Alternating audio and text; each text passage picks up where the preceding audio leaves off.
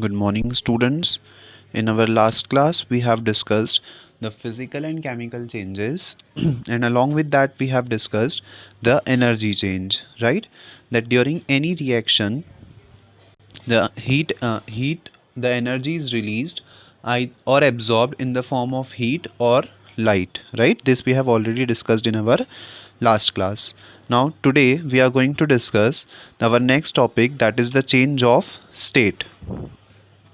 जब भी कोई रिएक्शन होती है तो उस रिएक्शन में जो स्टेट ऑफ मैटर है वो भी चेंज हो जाता है, right? It is not compulsory that every time it has to change, but most often जो स्टेट ऑफ मैटर है वो चेंज हो जाता है. मतलब अगर सॉलिड है तो लिक्विड हो जाएगा, अगर लिक्विड है तो गैस हो जाएगा या सॉलिड हो जाएगा. There might be a change in the state. Okay, in many reactions solid or liquid products are different from the reactants. बहुत सी रिएक्शंस में जो सॉलिड और लिक्विड प्रोडक्ट्स होते हैं वो रिएक्टेंट से बहुत ज़्यादा डिफरेंट होते हैं. मतलब रिएक्टेंट में कुछ और स्टेट ऑफ मैटर है और प्रोडक्ट में जो मिलता है हमको वो और कुछ ही स्टेट ऑफ मैटर मिलता है. दस this is a change of the state during a chemical reaction, और इसी को हम क्या बोलते हैं? Change of state during a chemical reaction, right? इसका मतलब जब भी कोई केमिकल रिएक्शन होती है तो जो स्टेट है वो स्टेट ऑफ मैटर है वो क्या हो जाता है? चेंज हो जाता है. In the electrolysis of water, for example, liquid water decomposes into its gaseous constituent. अगर हम इलेक्ट्रोलिसिस ऑफ वाटर की बात करें, मतलब अगर हम वाटर मीन्स H2O, आपको पता ही होगा. H2O का अगर हम इलेक्ट्रोलिसिस करते हैं तो it decomposes into the gaseous component. तो उसमें से दो गैसेस इवॉल्व होती हैं. एज यू कैन सी यहाँ पर दो मॉलिक्यूल्स हैं वाटर के, 2H2O. इस 2 का मतलब क्या है कि वाटर के दो मॉलिक्यूल्स हैं, राइट? तो जब हम इस H2O का इलेक्ट्रोलिसिस करते हैं तो क्या होता है? ये हाइड्रोजन गैस इवॉल्व हुई और ये ऑक्सीजन गैस इवॉल्व हुई.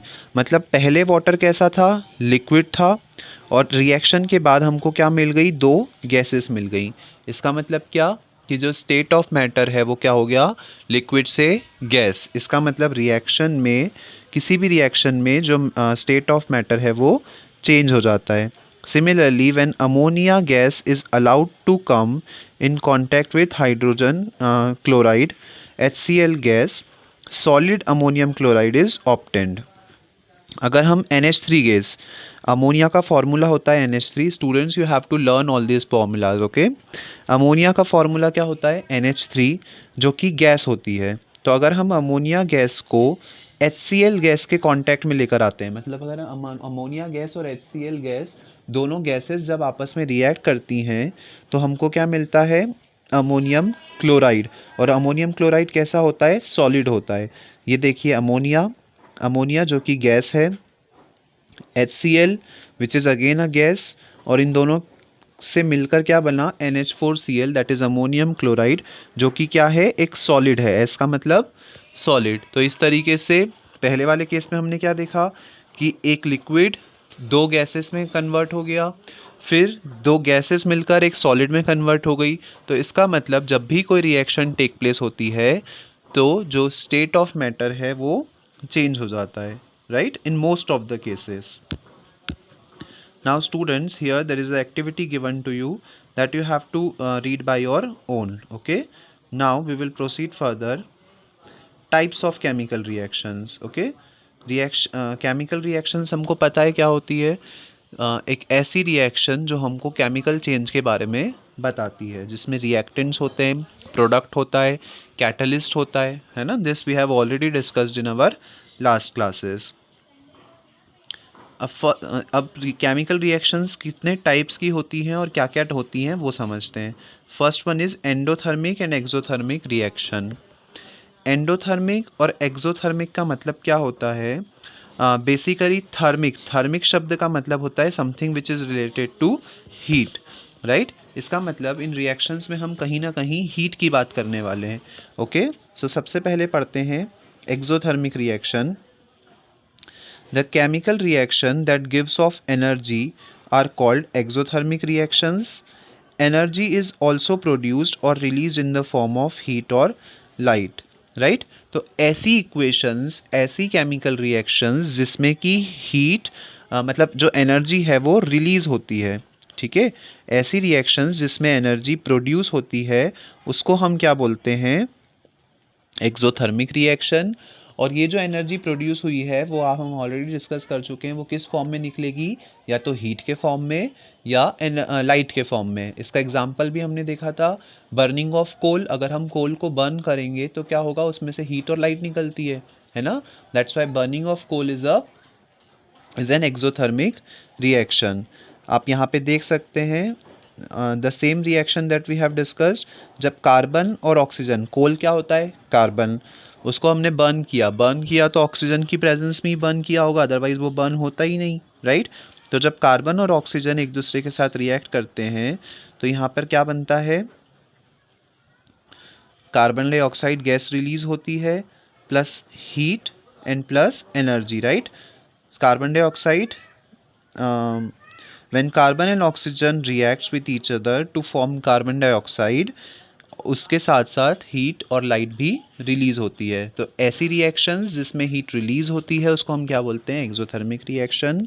इसका एग्जांपल हो गया बर्निंग ऑफ कोल। सिमिलरली यहाँ पर एक और एग्जांपल दिया है, जब नाइट्रोजन और हाइड्रोजन एक दूसरे के साथ रिएक्ट करते हैं तो अमोनिया बनता है और अमोनिया के साथ साथ हीट रिलीज होती है ना। तो सिंपल सी चीज़ आपको इतनी याद रखनी है कि जब किसी भी रिएक्शन में हीट रिलीज होती है, हीट प्रोड्यूस होती है, तो उसको बोलते हैं एक्सोथर्मिक रिएक्शन, राइट।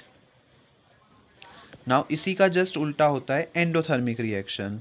सो एंडोथर्मिक रिएक्शंस में हीट रिलीज नहीं होती है बल्कि हमको हीट उसको देनी पड़ती है बाहर से। So in endothermic reactions heat and light energy are absorb during the reactions. उसमें क्या हो रहा था, हीट प्रोड्यूस हो रही थी, लेकिन इनमें हीट प्रोड्यूस नहीं होगी, यहाँ पर हमको बाहर से उनको हीट देनी पड़ेगी। तो ऐसी रिएक्शंस जिसमें हमको हीट देनी पड़ती है बाहर से, उस हीट या लाइट या एनर्जी देनी पड़ती है बाहर से, उसको हम क्या बोलते हैं, एंडोथर्मिक रिएक्शंस। फॉर एग्जांपल, जब नाइट्रोजन और ऑक्सीजन को हमको रिएक्ट करवाना होता है एक साथ, तो हमको उनको हीट करना पड़ता है। और जब नाइट्रोजन और ऑक्सीजन को हम हीट करते हैं तो यहाँ पर क्या बनता है हमारे पास, nitric oxide, right. So exothermic, the heat is released or produced; endothermic, the heat is absorbed, right? So these are the two types of chemical reaction that we have discussed, that is the exothermic and endothermic. Now there are again the two types of reactions, that is the reversible and irreversible reactions. हमने discuss किया था कि जो chemical reactions होती हैं वो generally irreversible होती हैं, but there are certain chemical equations reactions जो कि रिवर्सिबल भी होती हैं। So basically we have two types of chemical reactions, reversible and irreversible. Okay, first one is irreversible. The reactions is called irreversible when the products formed during the reaction cannot be changed back into the reactants. अगर एक बार reaction हो गई और उसमें कुछ products बन गए तो उसको चेंज करके हम फिर से रिएक्टेंट्स नहीं बना पाते हैं, ऐसी रिएक्शंस को हम बोलते हैं इरिवर्सिबल रिएक्शन। मैंने आपको एग्जांपल भी दिया था, हमने मान लिया कोई लिक्विड, कोई केमिकल है ए और ये कोई केमिकल है बी, ए और बी केमिकल को मिला दिया हमने और ये सी केमिकल बन गया। अब इस सी केमिकल में से हम ए और बी को अलग अलग तो नहीं कर सकते हैं, राइट। तो ऐसी रिएक्शन जिसमें हम ए और बी को अलग अलग नहीं कर सकते हैं फिर से, उनको हम क्या बोलते हैं, इरिवर्सिबल रिएक्शन। मतलब ऐसी रिएक्शन जो फिर से रिवर्स नहीं की जा सकती हो, that is called as irreversible reaction. Okay, so the reaction is called irreversible when the product form during the reaction cannot be changed into the reactants. We cannot reverse the direction of the reaction. हम reaction के direction को change नहीं कर सकते हैं, तो ऐसी reactions को बोलते हैं इरिवर्सिबल रिएक्शन। यहाँ पर आपको एक एग्जांपल भी गिवन है, and that example is magnesium burn into air to produce magnesium oxide. जब मैग्नीशियम को हम बर्न करते हैं in the presence of air तो क्या बनता है, मैग्नीशियम ऑक्साइड। अब इस मैग्नीशियम ऑक्साइड से फिर से हम मैग्नीशियम और ऑक्सीजन को अलग अलग नहीं कर सकते हैं। एज यू कैन सी यहाँ पर मैग्नीशियम ऑक्साइड बन गया। अब इस मैग्नीशियम ऑक्साइड से आप मैग्नीशियम को और ऑक्सीजन को अलग अलग नहीं कर पाओगे, राइट। सो ऐसी रिएक्शंस को हम क्या बोलते हैं, इरिवर्सिबल रिएक्शंस। यहाँ पर एक और एग्जांपल दिया हुआ है, zinc react with sulphuric acid to form zinc sulphate. जब जिंक सल्फ्यूरिक एसिड के साथ रिएक्ट करता है तो जिंक सल्फेट बनता है। अब जब एक बार जिंक सल्फेट बन गया तो उससे हम फिर से जिंक और सल्फ्यूरिक एसिड को अलग अलग नहीं कर पाएंगे। इसकी केमिकल इक्वेशन यहाँ दी है, as we can see here, this is zinc, this is sulphuric acid that is H2SO4। यहाँ पर जिंक सल्फेट बन गया और हाइड्रोजन गैस इवॉल्व हुई। अब यहाँ हम ZnSO4 और H2 को मिलाकर Zn और H2SO4 अलग अलग नहीं कर सकते हैं, राइट। तो दीज रिएक्शंस जिनको कि हम रिवर्स नहीं कर सकते हैं are called as irreversible reactions. Okay, now the next type is reversible reactions. ऐसी रिएक्शंस जिनको हम रिवर्स कर सकते हैं उनको हम क्या बोलते हैं, reversible reactions. In some reactions, the products react with each other to produce the original reactants. Such reaction in which the reactants and products can be transformed into each other are called as reversible reaction. So irreversible reaction का just opposite reversible reaction होती है। ऐसी reaction जिनको हम reverse कर सकते हैं, है ना। मतलब for example हमने क्या किया, वाटर में सॉल्ट मिला दिया, है ना। अब वाटर और सॉल्ट तो एक बार मिक्स हो गए, अब हम वाटर और सॉल्ट को फिर से अलग अलग कर सकते हैं क्या? So the answer is yes, we can definitely separate the salt and water. अब हम क्या करेंगे, उस सॉल्ट वाले वाटर को सनलाइट में रख देंगे, तो उससे क्या होगा, जो वाटर है वो इवेपोरेट हो जाएगा और जो सॉल्ट है वो कंटेनर में डिपॉजिट हो जाएगा, राइट। तो इस तरीके से हम सॉल्ट और वाटर को फिर से क्या कर सकते हैं, अलग अलग कर सकते हैं। सो ऐसी रिएक्शंस जिनमें कि हम प्रोडक्ट्स से फिर से रिएक्टेंट्स बना सकते हैं उसको हम क्या बोलते हैं, रिवर्सिबल, उसको हम क्या बोलते हैं, reversible reactions, right. The reactions which proceed in both the directions under the same conditions are called as reversible reactions, ठीक है। तो रिवर्सिबल रिएक्शंस का मतलब क्या, जो दोनों डायरेक्शन में चलती है, मतलब रिएक्टेंट से प्रोडक्ट भी बना सकते हैं और प्रोडक्ट से रिएक्टेंट्स भी बना सकते हैं। ऐसी रिएक्शंस को हम बोलते हैं reversible reactions, right. The production of ammonia from hydrogen and nitrogen in the presence of catalyst is a reversible reaction. जब नाइट्रोजन और हाइड्रोजन एक दूसरे के साथ रिएक्ट करते हैं तब NH3 that is ammonia gas बनती है, राइट। और इस अमोनिया को हम ब्रेक करके फिर से नाइट्रोजन और हाइड्रोजन बना सकते हैं। सो ऐसी रिएक्शंस जिसमें कि हम प्रोडक्ट से रिएक्टेंट्स बना पाएँ उसको हम क्या बोलते हैं, रिवर्सिबल रिएक्शन। सिमिलरली इसका एक और एग्जांपल, जब कैल्शियम कार्बोनेट को ब्रेक डाउन किया जाता है ना, कैल्शियम कार्बोनेट को ब्रेक डाउन करके हम कैल्शियम ऑक्साइड और कार्बन डाइऑक्साइड बना सकते हैं। आप देख सकते हैं CaCO3, मतलब यहाँ पर कैल्शियम का एक एटम, कार्बन का एक एटम और ऑक्सीजन के 3 एटम। तो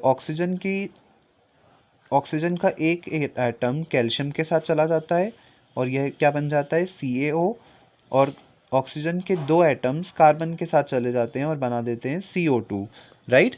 तो इस तरीके से कैल्शियम कार्बोनेट से हम कैल्शियम ऑक्साइड और कार्बन डाइऑक्साइड दोनों बना सकते हैं, और अगर हम इन दोनों को कंबाइन कर देते हैं तो क्या बन जाता है, अगेन कैल्शियम कार्बोनेट।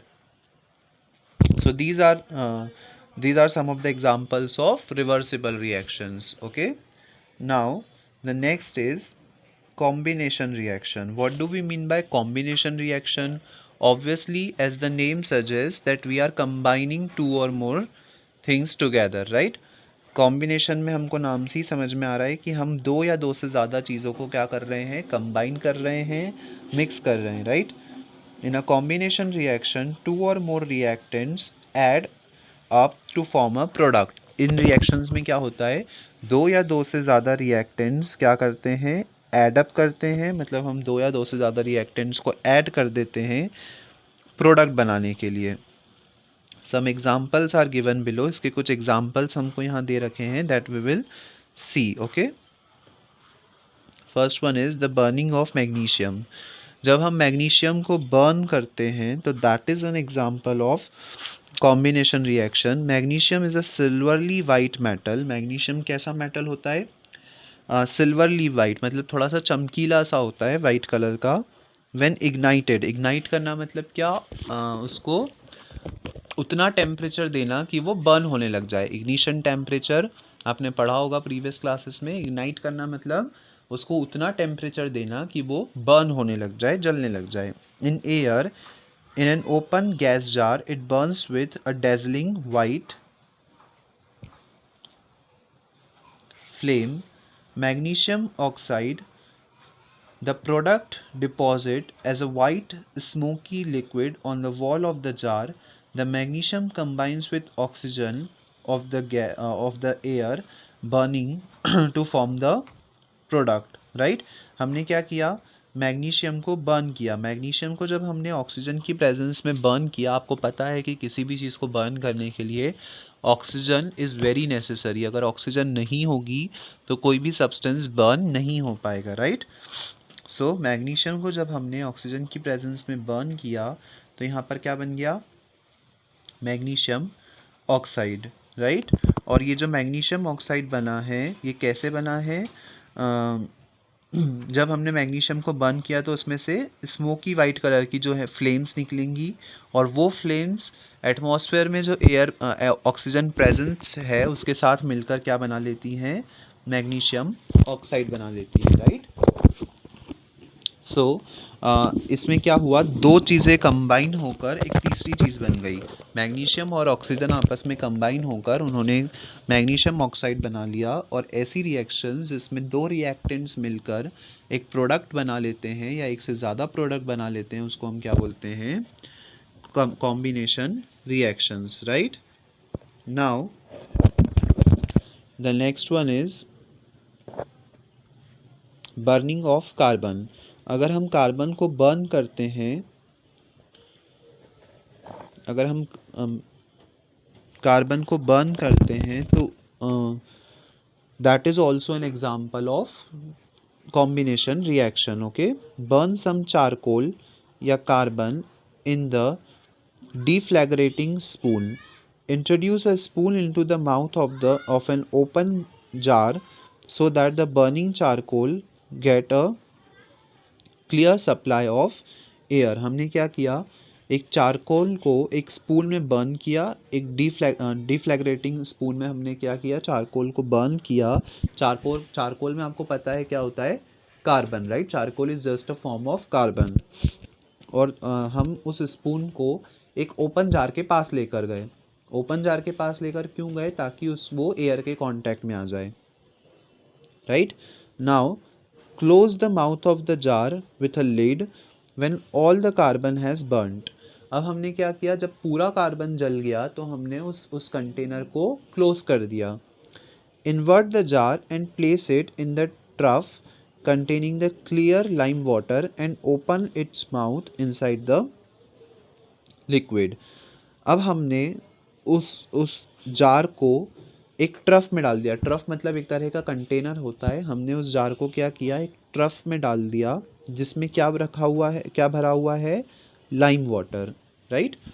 एक ऐसा ट्रफ जिसमें लाइम वाटर भरा हुआ है, हमने उसमें उस जार को खाली कर दिया, उस जार को इन्वर्ट कर दिया and open its mouth inside the liquid. और हमने उसका माउथ जो है उसको ओपन कर दिया लिक्विड में, ताकि जो चारकोल है वो लाइम वाटर के साथ मिक्स हो जाए। The lime water rises in the jar and becomes milky. अब जब लाइम वाटर उस जार के अंदर चला जाएगा तो क्या हो जाएगा, वो मिल्की वाइट कलर का हो जाएगा, है ना, मतलब दूध जैसा कलर का हो जाएगा। This proves that Carbon dioxide has been formed as it is a property of this gas to turn lime water milky. इसका मतलब क्या कि उस जार में कौन सी गैस बनी है, कार्बन डाइऑक्साइड। और क्यों? क्योंकि हमको पता है कि कार्बन डाइऑक्साइड जो होती है वो लाइम वाटर को मिल्की वाइट कर देती है। ओके, तो जब भी लाइम वाटर कार्बन डाइऑक्साइड के साथ कांटेक्ट में आता है तो वो कैसे कलर का हो जाता है, मिल्की वाइट हो जाता है, मतलब दूध जैसा सफ़ेद हो जाता है। So during burning carbon combines with oxygen of the air to form carbon dioxide. तो इस रिएक्शन में हमको क्या समझ आया कि जब हमने चारकोल को बर्न किया था ऑक्सीजन की प्रेजेंस में, तो कार्बन और ऑक्सीजन मिलकर उन्होंने क्या बना लिया, कार्बन डाइऑक्साइड, राइट। तो इसमें भी क्या हुआ, दो रिएक्टेंट्स मिलकर उन्होंने क्या किया, एक प्रोडक्ट बना लिया। तो combination reaction is just a reaction जिसमें दो या दो से ज़्यादा रिएक्टेंट्स मिलकर a certain number of products बनाते हैं। ऐसी रिएक्शंस को हम क्या बोलते हैं, combination reactions, right. Now the next one is decomposition reaction. Decomposition reaction is just the opposite of combination reaction. Combination में क्या हो रहा था, दो या दो से ज़्यादा रिएक्टेंट मिलकर कुछ सर्टेन नंबर ऑफ प्रोडक्ट्स बना रहे थे। यहाँ पर एक सब्सटेंस अपने आप को डिकम्पोज करके दो या दो से ज़्यादा प्रोडक्ट बनाएगा, right. As you can see यहाँ पर हमने लिया है, in decomposition reaction one substance break down into two और more simpler substances. Decomposition reaction में क्या होता है, एक सब्सटेंस का ब्रेक डाउन होता है ना, एक सब्सटेंस ब्रेक डाउन होकर दो या दो से ज़्यादा प्रोडक्ट्स बनाता है, right. This we can understand with the help of this chemical reaction. यहाँ पर हमको क्या दिया है, सोडियम हाइड्रोजन कार्बोनेट, जिसको हम जनरल लैंग्वेज में बेकिंग सोडा बोलते हैं। Students, you have to learn the formula of this all this chemicals, right. Sodium hydrogen carbonate का फॉर्मूला क्या होता है, NaHCO3। इसके हमने दो मॉलिक्यूल्स लिए। जब हमने इसको डिकम्पोज होने के लिए रखा तो ये किस किस चीज़ में डिकम्पोज होगा, सोडियम कार्बोनेट, वाटर और carbon dioxide. As you can see यहाँ पर सोडियम के दो एटम्स इसके साथ आ गए, एक कार्बन और तीन ऑक्सीजन, राइट। इसका मतलब सिंपल सी चीज़ कि एक NaHCO3 का दो मॉलिक्यूल्स इन चीज़ों में क्या हो गए, डिकम्पोज हो गए, right. You can easily understand it with the equation given below. यहाँ पर क्या है, CaCO3, this reaction we have already discussed. यहाँ पर कैल्शियम का एक एटम, कार्बन का एक एटम और ऑक्सीजन के तीन एटम, राइट। तो यहाँ पर क्या हुआ, ऑक्सीजन का एक एटम कैल्शियम के साथ आ गया तो कैल्शियम ऑक्साइड बन गया, या क्विकलाइम भी जिसको हम बोलते हैं। और ऑक्सीजन के दो एटम कार्बन के साथ चले गए और क्या बन गया, कार्बन डाइऑक्साइड। इसका मतलब CaCO3 डिकम्पोज होकर दो अलग अलग सब्सटेंस बना दिए, दैट इज CaO और CO2। तो ऐसी रिएक्शंस जिसमें एक ही सब्सटेंस दो या दो से ज़्यादा प्रोडक्ट बना देता है उसको हम क्या बोलते हैं, decomposition reaction, right. Now, the next one is precipitation reaction. What do we mean by precipitation reaction? The reaction in which one of the product formed is an insoluble substance and it is thrown out of the solution as a solid called precipitate is called precipitation reaction. Okay. Precipitate का मतलब होता है, precipitate एक तरह का substance होता है जो किसी भी रिएक्शन में बनता है, एक झाग जैसा सब्सटेंस होता है ना। जैसे कि हम सोप को अगर वाटर में मिक्स करते हैं तो झाग आ जाते हैं, राइट। तो वो उस तरह का एक सब्सटेंस होता है जिसको हम बोलते हैं प्रेसिपिटेट। तो ऐसी रिएक्शन जिसमें प्रेसिपिटेट बनते हैं उनको हम क्या बोलते हैं, प्रेसिपिटेशन रिएक्शंस, राइट। तो the reaction in which one of the product form is an insoluble substance and is thrown out of the solution as a solid called precipitate is called as precipitation reaction. The substance that separate out a precipitate is indicated by downward arrow mark. और वो substance जिसको कि हमने throw out किया है as a precipitate के form में, उसको हम ऐसे डाउनवर्ड एरो से रिप्रेजेंट करते हैं। इस डाउनवर्ड एरो का मतलब क्या होता है कि हमने एक प्रोडक्ट का प्रेसिपिटेट बना और उस प्रोडक्ट को हम थ्रो, क्योंकि वो कुछ काम का नहीं होता है इसलिए हम उसको थ्रो कर देते हैं, राइट। सो इसका एक एग्जांपल देख लेते हैं, that is BaCl2 barium chloride जब सल्फ्यूरिक एसिड के साथ रिएक्ट करता है तो